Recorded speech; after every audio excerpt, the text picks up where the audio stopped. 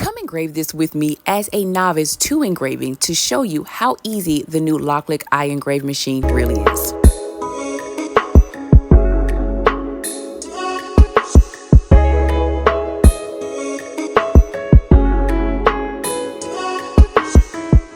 So we're going to be in Lightburn today, and I'm not going to go too deep into this because I'm still learning Lightburn software, but it is really similar to Inkscape, which I am familiar with, so it's a little bit easier for me to catch on. So I did import this PNG image, and I'm taking this ellipses, and I'm going to go ahead and frame this out because this is what I'm going to use to carve and cut this out of the wood, and you'll see that in a minute.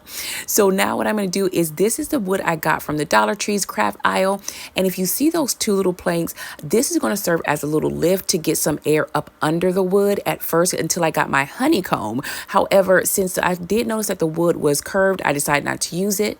Now what the machine is doing is just framing it out before it started the engraving process. And you guys, let me tell you how beginner friendly this is. I had never in my life used or seen an engraver in my life until I got this one. And one of my favorite features about this is if I have and lift this up, it automatically stops. And as soon as I shut it, it goes right back to it, which is really helpful if you have kids or young people who like to be all up in your stuff. I really love the simplicity of it. It's really easy to catch on. So it's really powerful enough for someone who is experienced with engraving to use, but gentle enough for those like me who are still learning to be able to use this effectively.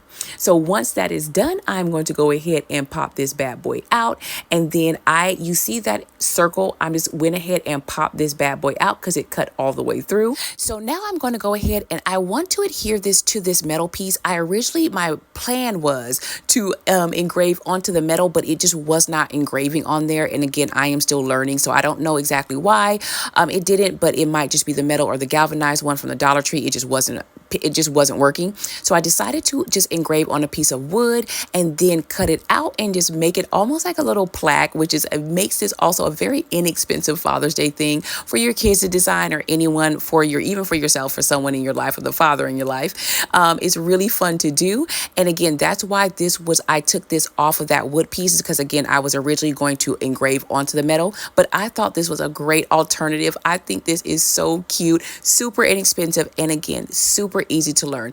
Hopefully this tutorial helped you. And if you have any other questions about the LOKLik, go ahead and look in the description box. All the information is there.